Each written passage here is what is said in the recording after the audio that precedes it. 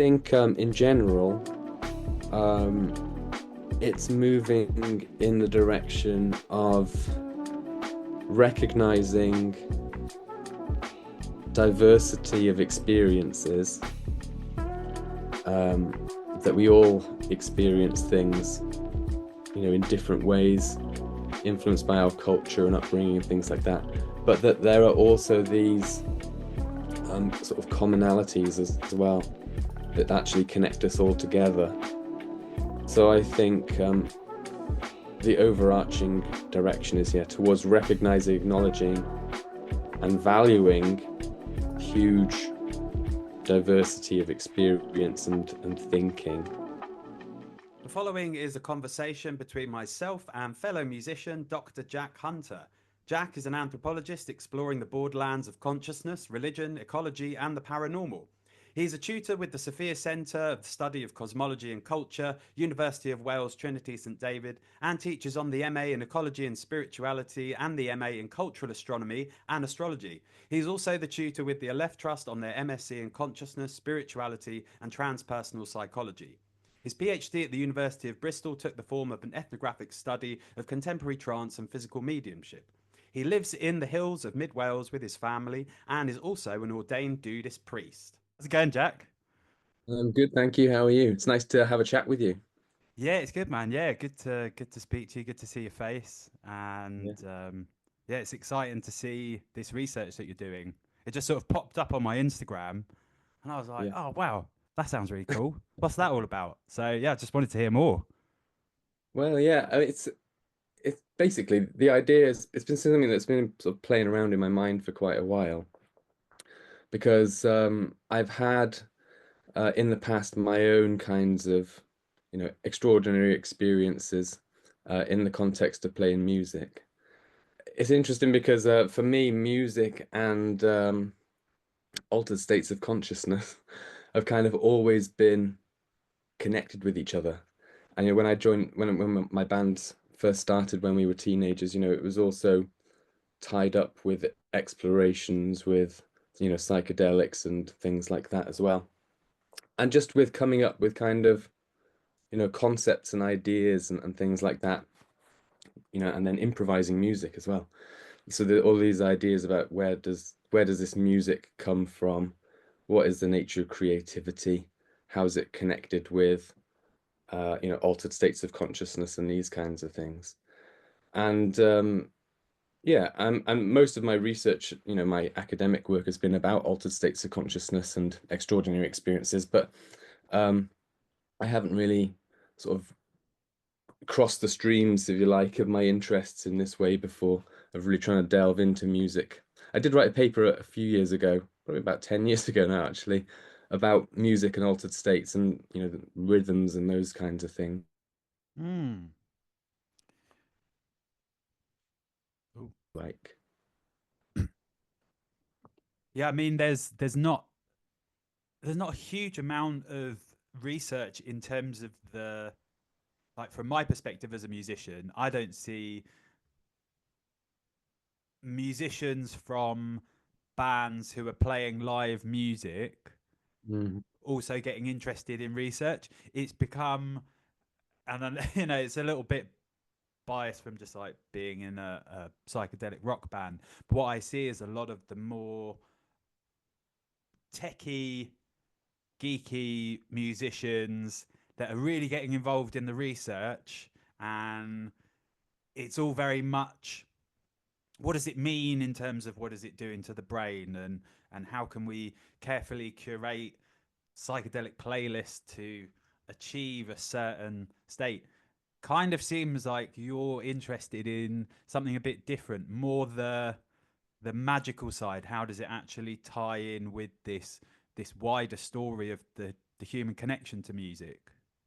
yeah, exactly. I mean, in general, I just usually describe my approach as non-reductive. Mm-hmm. And I'm trying to think about these kinds of experiences and phenomena in a way that doesn't kind of cut away all of the interesting stuff, basically. There's this whole thing in academia and in science of kind of getting to Occam's razor, it's called, getting to the very nub of the thing and cutting away stuff to get at the truth. But all that stuff that you're actually cutting away is a part of the whole phenomenon. And the things, when you start to look at like, psychedelic experiences or something like that, just in terms of neurophysiology or just in terms of the kind of underlying mechanisms, then you lose that aspect of meaning and interpretation. And people do interpret these experiences as magical or as, sometimes supernatural or paranormal. But if you read the academic literature on it, in terms of like hardcore neuroscience of psychedelics and that kind of thing, you'd hardly notice that because it's been removed.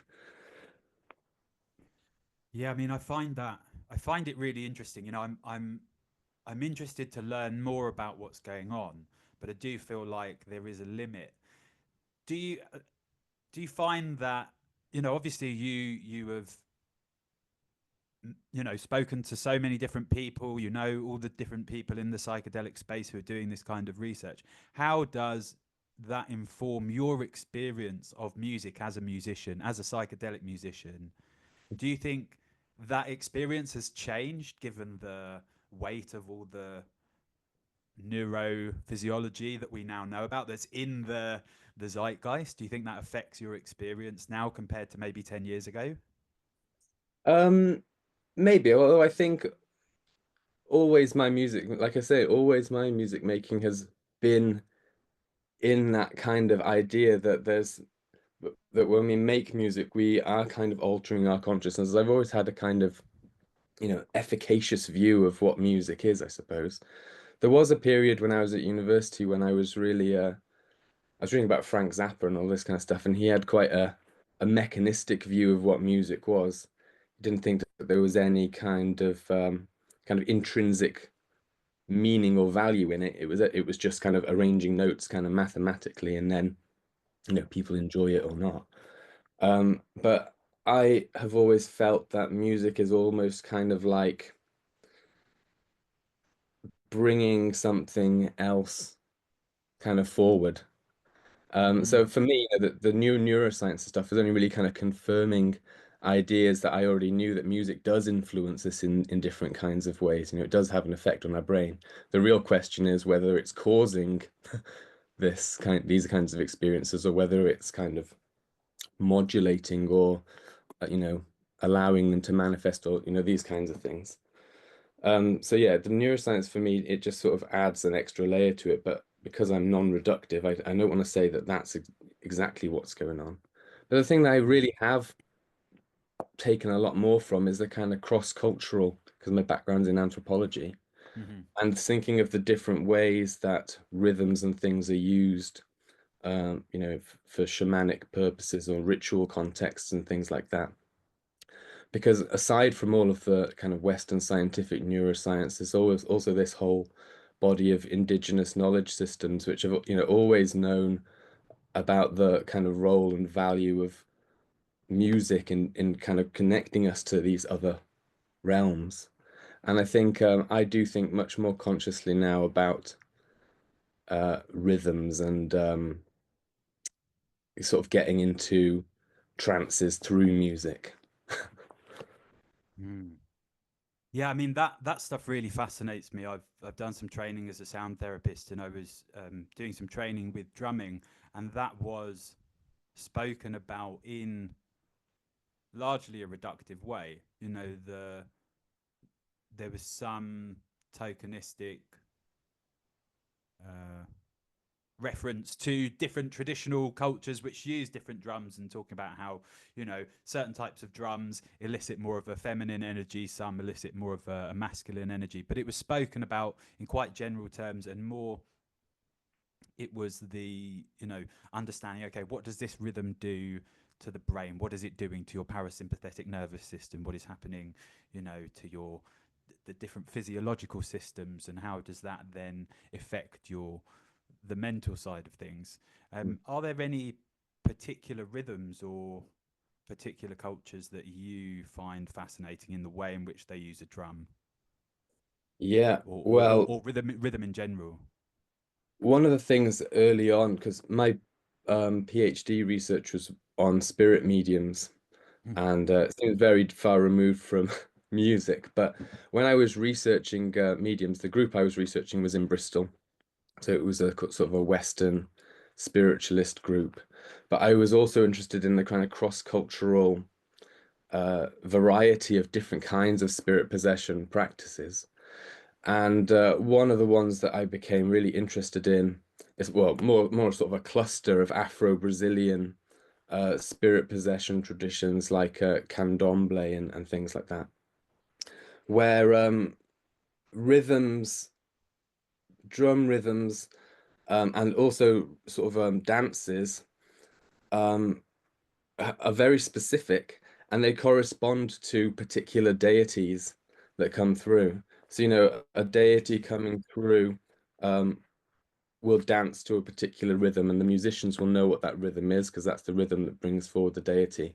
And the medium does the necessarily bodily movements. And when these two things come together, the deity, is basically incorporated in the body of the dancing medium. And each deity has a particular rhythm that's associated with it. And I just thought this idea was really fascinating, because then you could have different songs, in a kind of a, an album kind of sense, but each song could be an entity, in some way, or the rhythms could evoke the presence of a certain kind of being. I also thought it was interesting because people might not necessarily be aware of these ideas, but still kind of do it anyway, when they catch on to a particular rhythm or something like that, or a particular hook. It's almost like like a thought form or something is created, Mm. something that's more than the sum of its parts. So yeah, that was one very early on where I thought, there's some interesting experimental possibilities with this idea as well. In a band kind of way, you could do some weird conjurations. Do, on that note, do you think there's anything to be said for, all of the uh, crazed Christians in the US and other places in the 80s that were really worried about metal because it's, bringing it's, summoning Satan, and, hearing Yeah. things about like, oh, the demonic entity Baal loves heavy music because it's like this grinding, repetitive thing that keeps people kind of trapped in this space. And as someone that really likes heavy music, sometimes I'm like, oh no, what if I'm summoning Well, Baal or Satan or. I think in some ways, those Christians were onto something. Uh, but I don't necessarily think that it's something to be shied away from. And Mm. music gives us it's almost like a temporary kind of portal, isn't it? And it kind of gives us these glimpses, other worlds and vistas open up and then they close off again. And in a way, I think it's quite a safe way of doing exploration of different kind of states of consciousness and of other kinds of realms as well. Mm. Which also reminds me of the way that music is often used in a kind of ceremonial context as a scaffolding or a structuring for experiences. In sort of Amerindian cultures with ayahuasca and the Icaros, I think they're called, these whistling Mm. tunes, which are used to navigate the experience. And also you see that with the shaman's drum again, keeping you kind of on a path through a journey. So music does provide a kind of I think a safe structure as well, for exploring these different states. Yeah, I mean, on that note, one of the things I wanted to ask you was what your thoughts are about medicine music and what seems to have been an increase in different festivals which are related to love. It's like all about love, and I can't remember. There's just so many different names. You've got medicine festival. You've got all these festivals which are seemingly within this wider scope of love and light, let's call it. And personally had some interesting interactions with people who have been part of these spaces. And when I talk about being in a heavy psych band, and they're like, what do you mean heavy psych? Oh, sort of kind of heavy metal. And the response has sometimes been a bit negative, has been a bit like, oh, no, I wouldn't like that. I'm not asking them to listen to the music in the moment. I'm just explaining what kind of band I'm in. But the response is a bit like, yeah, no, I wouldn't be down with that because I'm up at this frequency here, and actually that stuff is, and it's a lower, it's heavy, right? The reason why it's called heavy is because it's low. It's a low vibrational frequency. It is dragging you down. You are, if you're in a mosh pit or something like that, you are sort of in this heavy trance-like state, which is very different to that love and light, heart opening experience. But I'm wondering if you've had much experience encountering stuff like medicine music and what your thoughts were. Yeah, well, I think it's interesting in lots of ways because it's pointing at a different kind of ontology for music. The standard idea is that music is about, well, just if it's about anything, it's about kind of pleasure and enjoyment. But this other way of thinking about it is suggesting that it is also effective and that it does things. So if you're operating within that sphere, then all different kinds of music are going to do all different kinds of things to people. A gong sound bath kind of thing is going to do one kind of thing, and a heavy metal mosh pit is going to do another kind of thing. And just like we all have our own kind of, predispositions towards certain flavors of music or flavors of food or fashions and things like that, or even certain states of consciousness, we're going to be attracted towards different frequencies, I guess.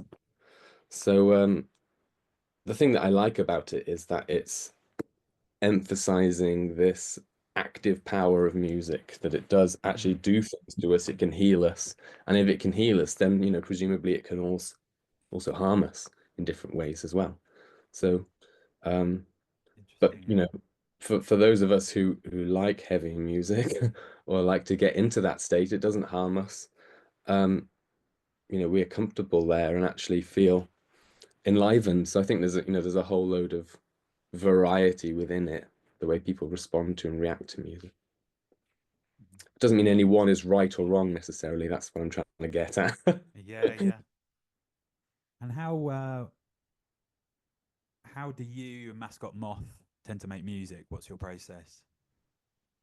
Yeah. Well, we do a lot of improvisation. We've worked together as musicians. Well, we've been friends for a very long time. Mm. But uh, my very first band that I started, Strap the Button, was founded with Sean Ed, the drummer, in Mascot Moth. So we've been playing together since we both kind of started doing bands 20, well, 2003, I think it was. And Dave, who plays guitar, we first met him um, through another band that he was in back in the 2000s called Call It a Clunes, and they played this sort of, I guess, kind of like Tom Waitsy, Captain Beefhearty kind of music, Cool. and we were drawn to that. We were playing like psychedelic space rock kind of stuff, really, and he kind of merged with us and then became a member of the band. So we've all been playing together for a long time. And even in Strap the Button, we did a lot of improvised music of all different kinds. Sometimes kind of like instrumental music, and sometimes more kind of noise based circuit bending and these kinds of things. But so improvising comes quite naturally to us. We've had this kind of long experience doing it, and most of the time, yeah, we do improvise. Sometimes we come up with we might have a riff or something that we've come up with independently, and then we bring it into the session band Yeah, practices yeah. and kind of develop it like that. And sometimes they come out of these spontaneous kinds of yeah, jamming kind of improvisation things. And this is one of the other interesting things about this kind of extraordinary experience aspect of it because there are, I think there are things within music and playing in bands that we kind of take for granted as musicians. But then when you try to explain it to someone else or someone who doesn't play music or someone on the outside of it, you know, the kind of silent communication that you can have. You don't talk to each other when you're playing the music, but you know, you're obviously interacting with the sound from the instrument. But there sometimes seems to be a deeper kind of communication going on, you know, when you're improvising, the way that you're bouncing off each other and things like that. And if you try to, you know, explain that in another situation, it sounds a lot like telepathy or, you know, Mm. some mind to mind Yeah, sort of communication. hive mind, right? Yeah, yeah, exactly. A swarm Yeah, intelligence. yeah. Um, Do you ever play under the influence of psychedelics? well, it depends if you count cannabis as a psychedelic. Okay. Some people do. Yeah, but almost inevitably.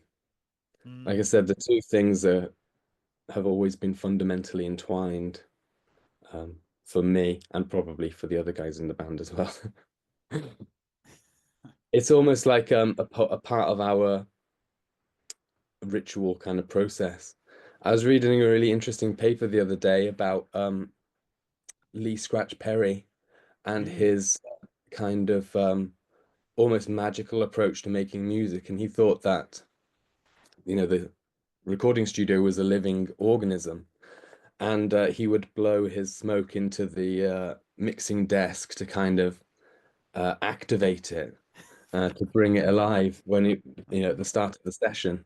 And I think there's a similar kind of idea going on with Mascot Moth as well. Interesting.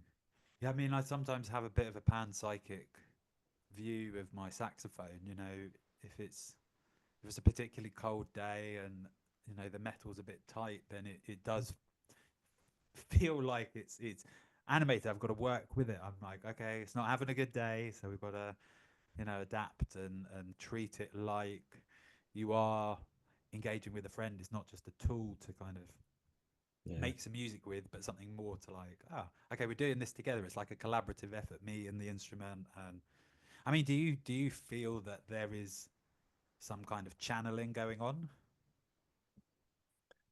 I do think there's some kind of channeling going on.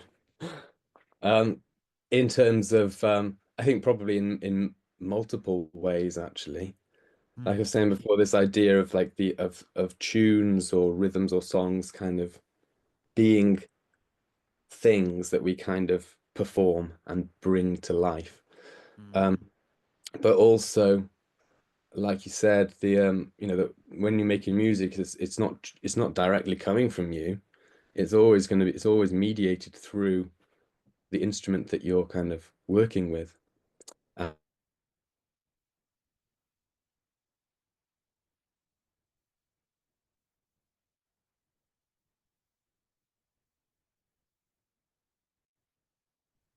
oh, sorry, I dropped out there. That's all right.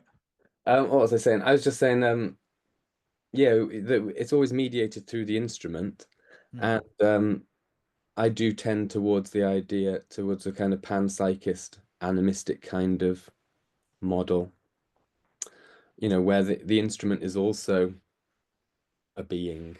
Mm. So we are kind of interacting with them in that way as well. And that's the other thing that one of the other things I think is interesting about music is that, and also where I think it overlaps with extraordinary experiences is the way that it is actually it's a very human thing to do, but it is also fundamentally a non-human thing that we're creating. You know, it comes through non-human objects, although they've been manipulated by humans, and non-human materials that are used to make the instruments. And sound itself is another thing, you know, waves and all of these kind of things. It's another kind of um, entity or process that kind of is, you know, we bring it into existence when we make the music and then it kind of dissipates back into it.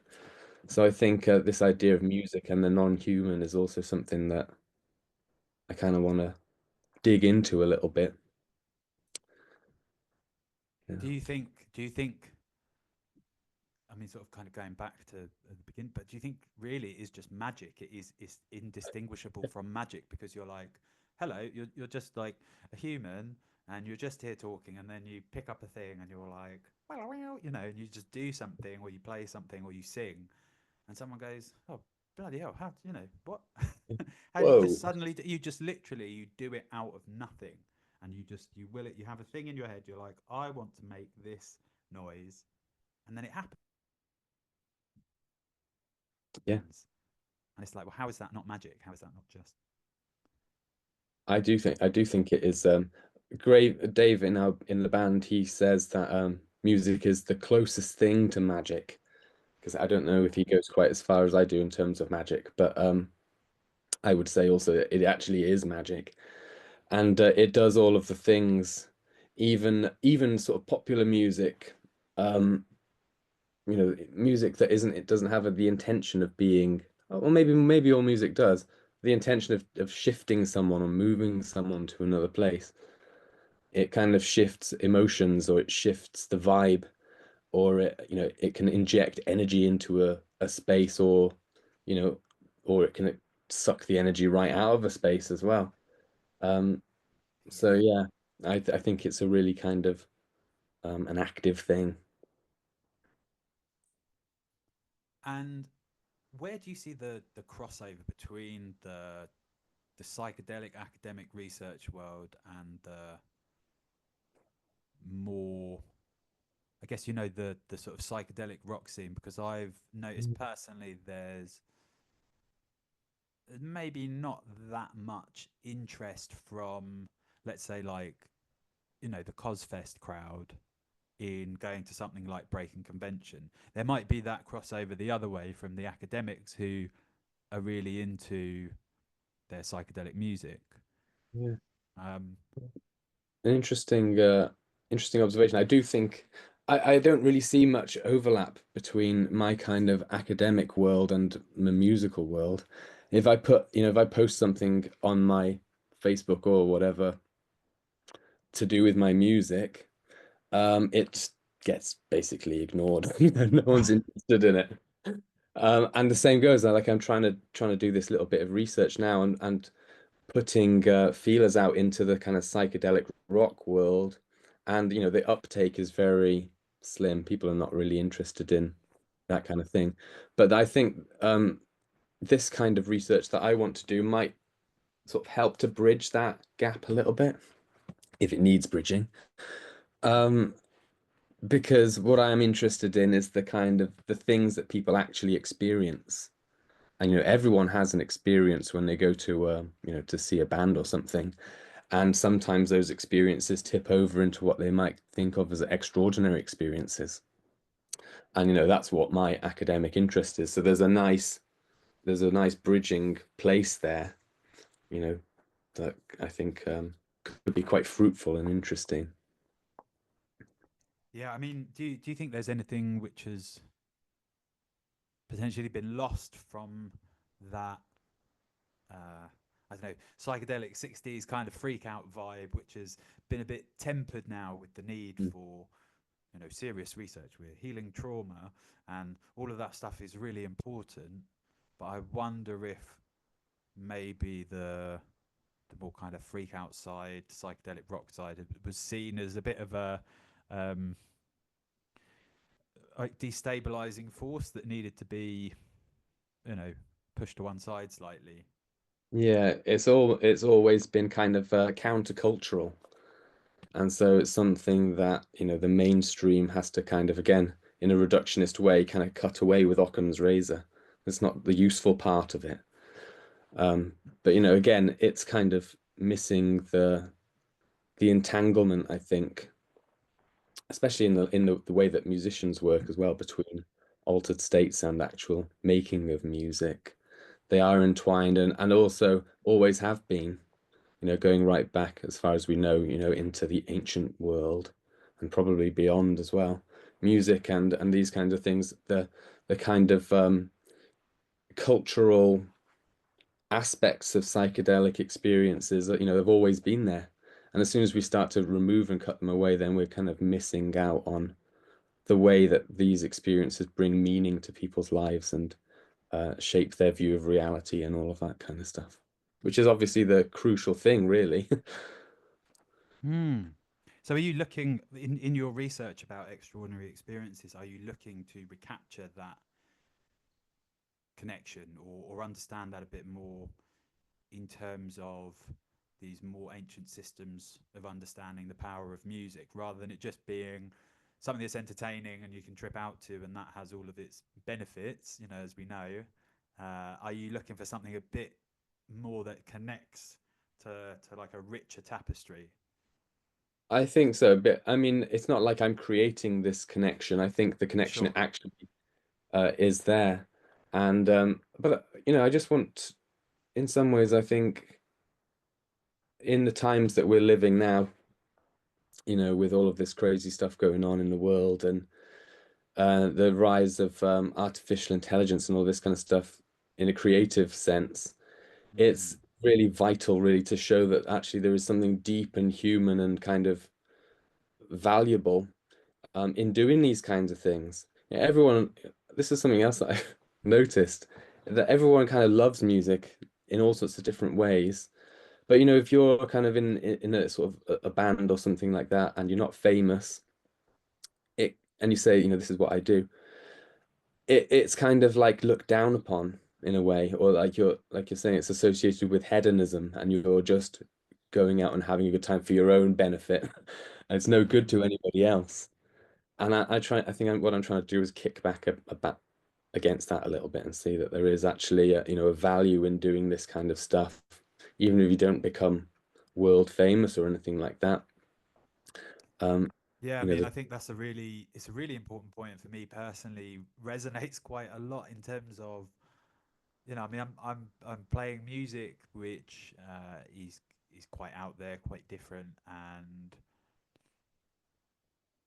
being connected to the psychedelic world and research, and there being, as we mentioned earlier, there's people doing scientific research with music and psychedelics, and even aside from that, what I notice is like there's people connected to the mushroom world that are doing stuff with mushrooms and music, and a lot of the time I really think, man, like what is the impact that my music's having? I'm not doing anything, it's not a project, it's not I'm doing this thing to replicate the sounds of nature and we're understanding. It's just like, no, I just want to make music that doesn't really sound like other psychedelic bands and is really heavy and is an amazing amalgamation of all of our different flavors of music that somehow comes together, and it's really exciting and joyful, and people get a lot of joy out of it, and it is the most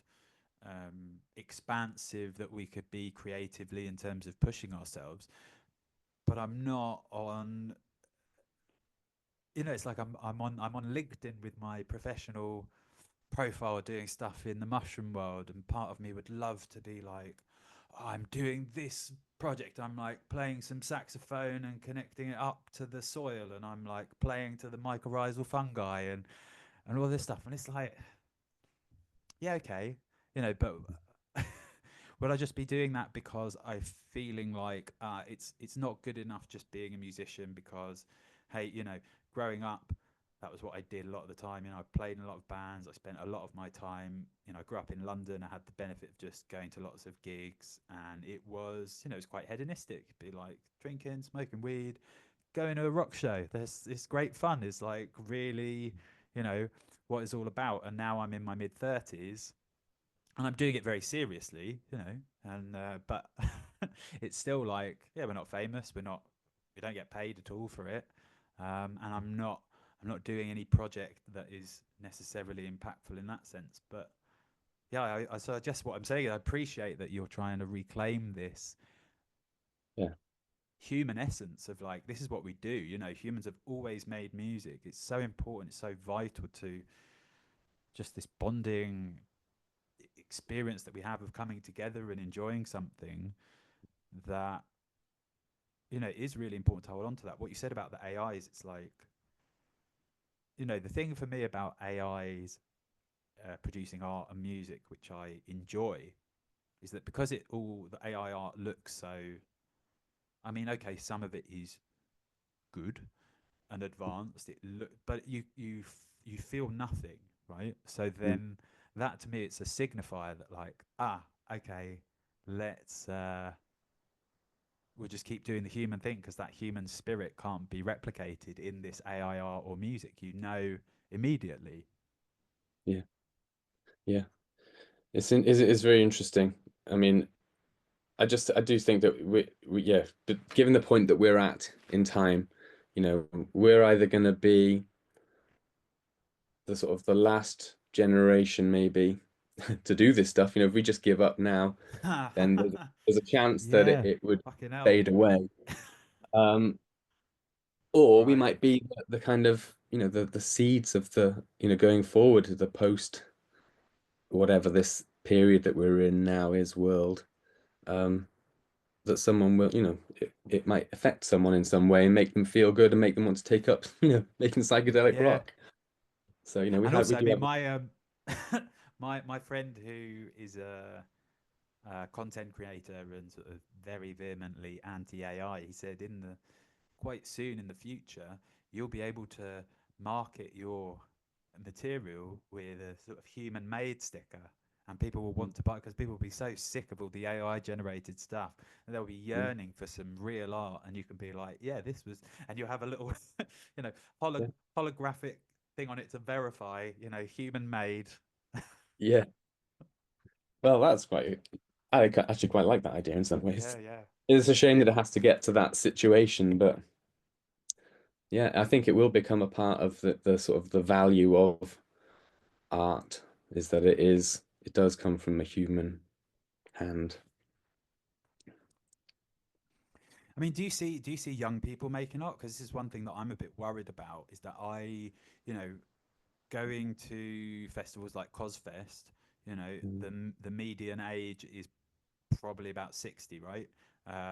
Even going to a lot of metal, and I'm not saying I'm that young anymore. I'm in my mid 30s, but I don't necessarily meet. You know, when we see a young band playing, you know, if we play some shows with a band and they're in their 20s, we're like, oh, fucking hell, they're really good. Like, oh, bloody hell, how old are they? Well, only like 21.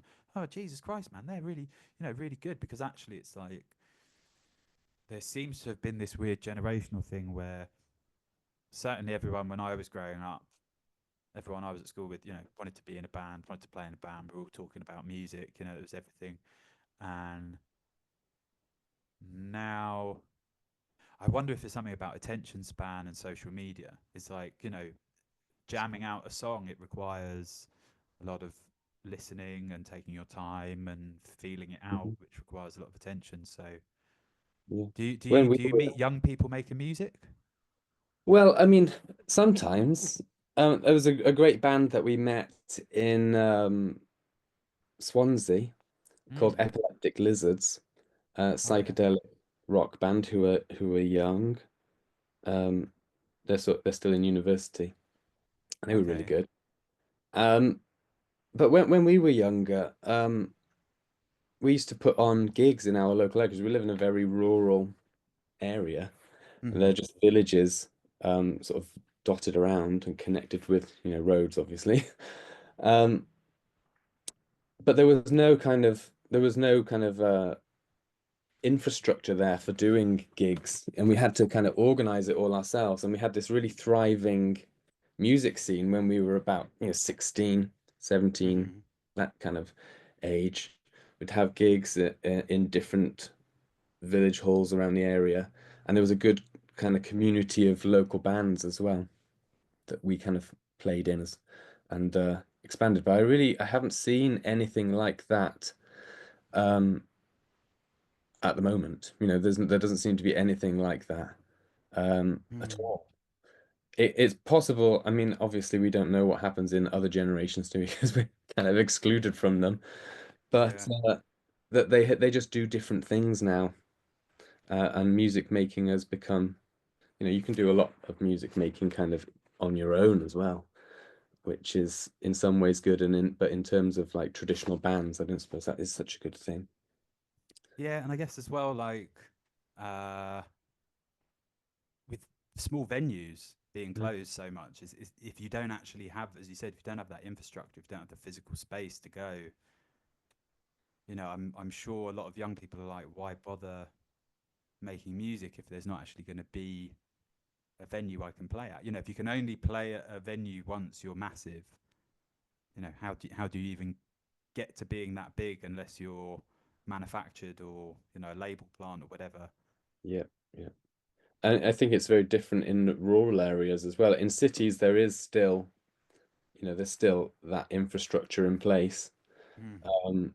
But out here in the countryside, there's very, very little that's gonna, I think, motivate bands to kind of get together. Um, Unless, like us, they kind of had that. Because early on when we started off, there seemed to be anyway initiatives that we kind of took advantage of. We did apply for funding for studio time and things like that from Welsh Mm. language kind of initiatives. Um, I'd like to think that that kind of thing is still in existence, but I somehow kind of think that it probably isn't. Yeah, I mean, it's really difficult, in a place like the UK, which has such a rich history of music. We're the home of psychedelic rock, of heavy metal, of all of this stuff, this rich tapestry of music that we've had here over, I mean, thousands of years, right? But certainly in more recent history over the past, 50 to 100 years. Mm. And for some reason, we just have successive governments that want to actively defund the arts and not create situations which are viable for the talent. It's a lot of the time, I think about, you know, leaving the UK, moving to another country that's easier financially or socially, economic, all this kind of stuff. And, I lived in Australia for a year and I got really bored of the music scene. I found it quite difficult. I found that the country was too big. Like people didn't come together in smaller places. It was again like bigger cities. And I think, the UK has got so many people that live relatively close together that could be doing more if we just, every musician I know has a day job. And so then it means they can't actually fully immerse themselves in their art. It's always got to be, well, how do I Yeah, make this work? How do I support myself? My bandmate works more than any. I mean, I'm pretty sure he just has one day off a week, and he's always shattered. He's always getting yeah, ill, and he just somehow keeps going. And if I was in his position, I wouldn't be coping well mentally. I don't think if I was trying to work that much and do a band and other things. So I feel like we need to. I'm not an advocate of like universal basic income or anything like that, but maybe just creating situations which are a bit easier for us, where there's some kind of honoring of this rich culture that we have, mm, uh, to make sure that it stays alive, because it would just be really sad. I genuinely, I'm a bit sort of fatalistic with it, but I'm just like, I don't really want to live in a world without music. It'd be quite no, difficult. yeah. Well, this is it. I think it comes back down to this issue of value. We do value music. We do enjoy it, but we don't value, I don't think anyway, the kind of process that is required to kind of bring about good music. And if there was some way to kind of invest in that process, it could just be venues and that kind of thing, but it could go deeper as well. Then I think that would be all for the benefit, really. Yeah. Think about the value, the process of doing it. Um, yeah, Yeah, I mean, more extraordinary experiences, right? Just gives bringing people more into this extraordinary view when it comes to music. I mean, you said you haven't had like a huge amount of response. Mm. Are you able to share any of the sort of initial responses that you've had or findings? Yeah. Well, I mean, so far, I mean, I've had quite a small response, Hmm. but it's only been up for a week or so, and Yeah, yeah. things keep popping in. Um, but already it has, in a book I published in a couple of years ago, Deep Weird, I talk about this idea of Mm. the boggle threshold, which is an idea that was coined by a historian called Renee Haynes, and she says everyone has their kind of boggle threshold, which is the kind of limit that they're willing to go to with weirdness, how much you're allowed willing to accept. And then there comes a point where you say, no, I'm not going to take any more.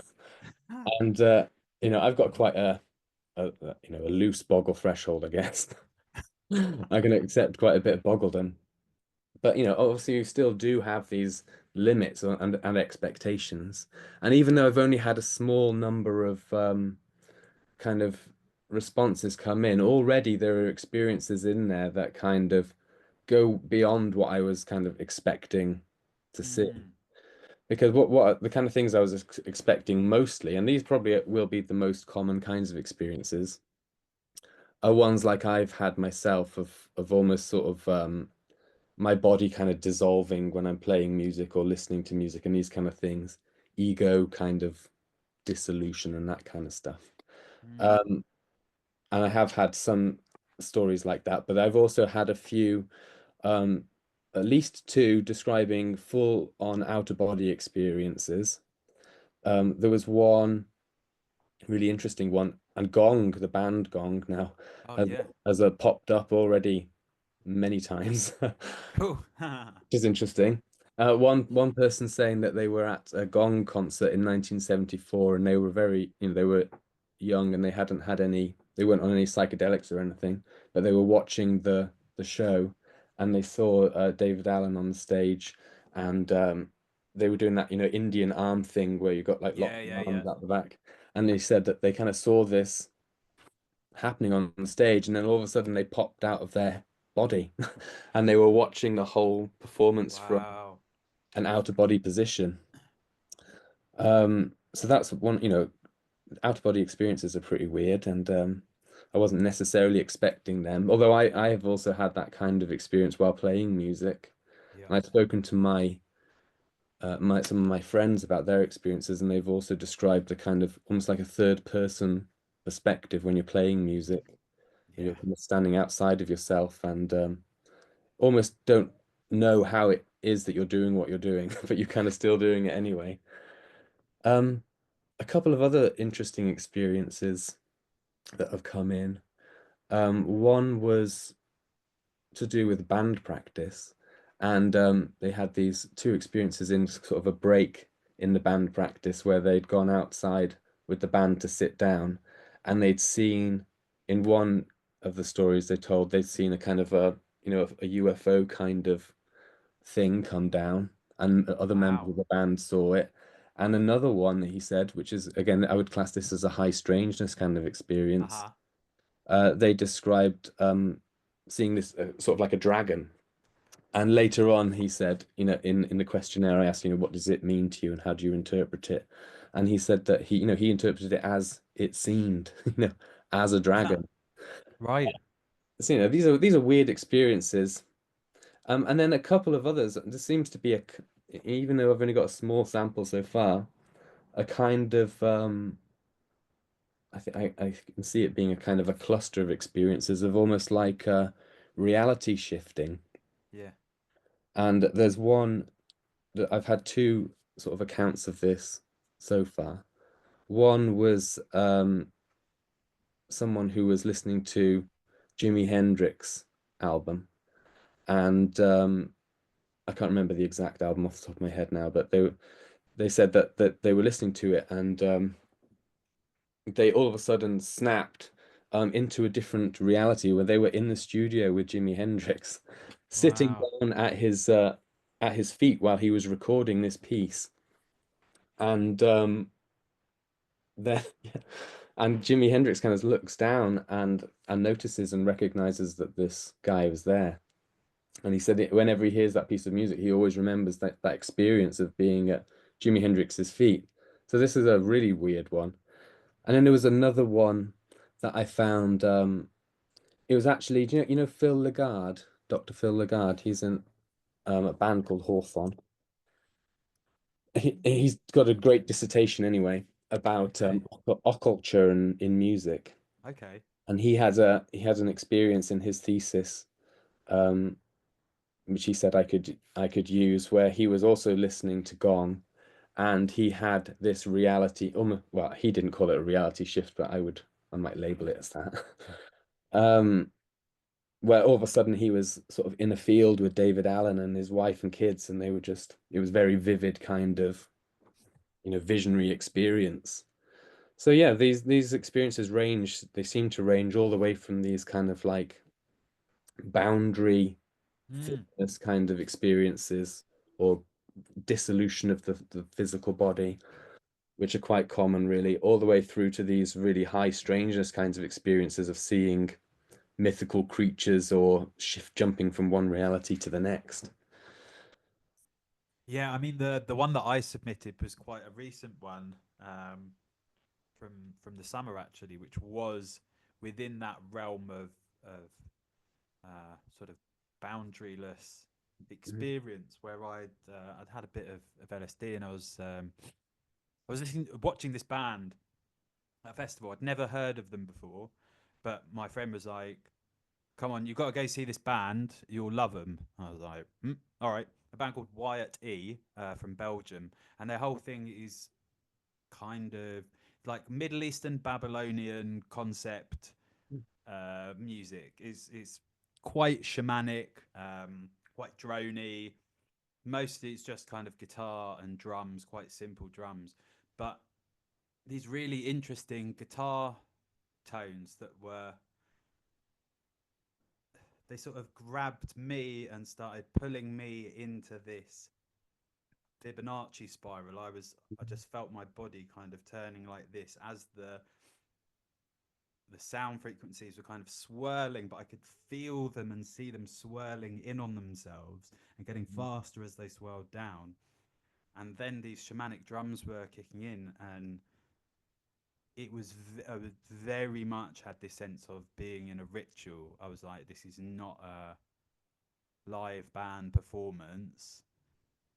I've just been brought into this thing which is happening, Yeah. and it was very, I don't know, it felt very profound and pretentious because of the LSD. I was just like, Mhm. oh, it was like I'd never heard of this band, and they were the band that I'd been waiting to see, all my life or something like that. And Yeah. that sort of gets into the realms of like slightly paranoid experience, because you're like, oh, it's all about me, and like I was destined to see this band. But there's something about it where I was like, okay, well, there was lots of, there's like 4 stages at this festival, 5 stages. There's always something on, and why is it that at that moment when my bandmate was like, come see this band, it's like a weird Mhm. name as well. The name is Wyatt E, which is like named after, I think, a famous like Yeah, yeah. highwayman, Wyatt Earp, right? So I'm like, I don't know what, like, Yeah. and I just went for it, and it was like, you know, really just absolutely got me. Yeah. And I've had a few experiences with that with music where I'm like, okay, they've really done something. They've really focused on this concept to create a ritual. I don't know how it's indistinguishable from an actual ritual, and there is actual magic going on. There's actually some, I don't know, summoning of some forces going on here. Yeah. And but it doesn't even have to be in a kind of a live context either. Mm. Recorded music as well, especially when people can listen to music really closely and intensely. It can have a powerful effect in that way as well. There's one Mm. experience that I had many years ago, which I wasn't didn't have headphones on, but me and my friend were kind of, it was the summer and we were sitting on the porch, and listening to I think it was Gary Moore, guitarist Oh from yeah. Deep Purple. And Yeah. we were just sort of chatting away, and then there was this guitar solo, and he held this one note for ages, and it just kind of kept ringing out, and it pushed us kind of into fits of laughter, and time almost seemed to expand out. It's like, how can this note be going on for so long? And then at the peak of this kind of fit of laughter, I had well, I think of it almost as a revelation um, of the kind of fluidity and the non-physicality of the cosmos, really. Sounds crazy, but Yeah. I have this sense that reality or physical reality was like a kind of like it's kind of like a jelly, like of matter and molecules and things all kind of fizzled and doing their stuff, and that we are just these kind of shadows that are kind of moving through this jelly. We come together for a period of time as a kind of a shadow in this rippling of molecules and things, and then we kind of dissipate back into it again. And it was a very kind of physical feeling. I actually felt this jelly-like nature of nature, I guess. But it came from this guitar solo, really. Mm. Um, and I don't know, Gary Moore probably wasn't thinking cosmic thoughts and things when he did this one long note, but somehow, probably combined with other, factors as well. But it led to this kind of profound experience that stuck with me for a long time. And I think a lot of people have those kind of experiences, um, even if they don't necessarily talk about them very often. Mm. When you, as a creative person and musician, when you had your first psychedelic experiences and were sort of going into this kind of fluid world, the non-physical Mm. realms, did it seem kind of I don't want to use the word natural, but was it necessarily that stark of a difference to engaging in the creative space already? Um, well, yeah, I think for me it's been it feels quite like a natural thing that there's not really a dividing line between the two. Like I always said, pretty much as soon as we started playing music, we were probably, having a puff. And the two processes have always been intertwined right from the very beginning, for me anyway. Um, but then when it started to come to sort of more intense kinds of psychedelic experiences like psilocybin and things and LSD, you get a different sense of what music can do Mm. and of the deeper levels of it. And I think I do because the first mushroom trip, for example, was heavily influenced by, I think we were listening to Juno Reactor or something like that, and it was very kind of organic and like tribal and these kind of things. And then after that, I think probably our music became more like, how do we kind of hint at or kind of recall back to that experience of, of tripping, basically. Mm. So it became a bit more consciously about that, I think, after psychedelics, which I don't think is a bad thing. No, I think it's, where do you see your research going in terms of this kind of intentional understanding or exploration of the extraordinary experiences? I think in general, um, it's moving in the direction of recognizing diversity of experiences, that we all experience things, in different ways, influenced by our culture and upbringing and things like that. But that there are also these sort of commonalities as well that actually connect us all together. So I think the overarching direction is, yeah, towards recognizing, acknowledging, and valuing huge diversity of experience and thinking, but also finding points of common ground in that. Are you planning to put it into a book or Yeah, do anything well, like that? the interesting thing, I've been talking with Phil Lagarde, who I mentioned Oh earlier, yeah, about doing an edited book cool. in this kind of area. So I'm trying to, at the moment, with doing this survey, I'm just sort of scouting out, seeing what kinds of directions and avenues there are to take something like this. But hopefully, it'd be nice to do an edited book, and invite different writers to, bring their different perspectives in on this. It's like I was saying, it's all about variety of perspectives, variety of theories and points of view. And we can gather together multiple perspectives, then we can come to nuanced understandings. Well, So I think, if you want a chapter on the psychedelic mosh pits, yes, on the good. benefit of psychedelics and mosh pits, then yeah, give me a shout. Exactly. Yeah, that's the thing. I think there's a huge, especially in psychedelic music as well, it is a quite a nice sort of niche. And you'd think that, it's got psychedelic in the name. You'd think that it would be a kind of a scene that is kind of ripe for this kind of exploration. But yeah, I think it's going to be an interesting project, however it pans out. Amazing. Well, it's really exciting, and it's great to see someone tackling this, not from the perspective of, how can we curate an experience using psychedelics and music, but it's actually more about the phenomenology.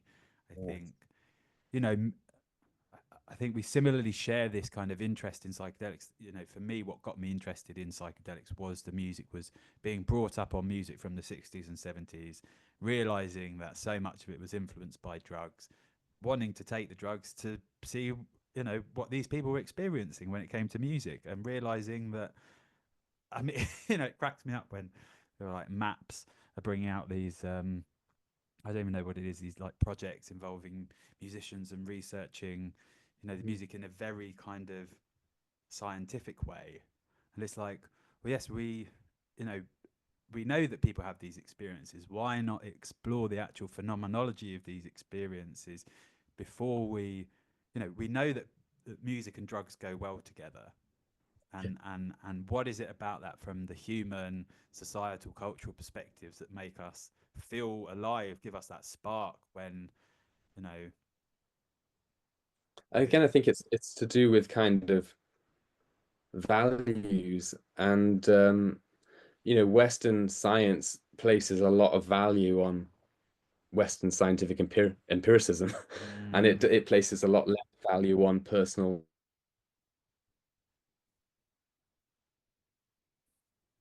sort of like not personal experience, but also like folk knowledge yes, in folk traditions. And I think there is a huge body of folk knowledge about the role of music and psychedelics and all of this kind of stuff, which is already there and kind of active and doing its thing.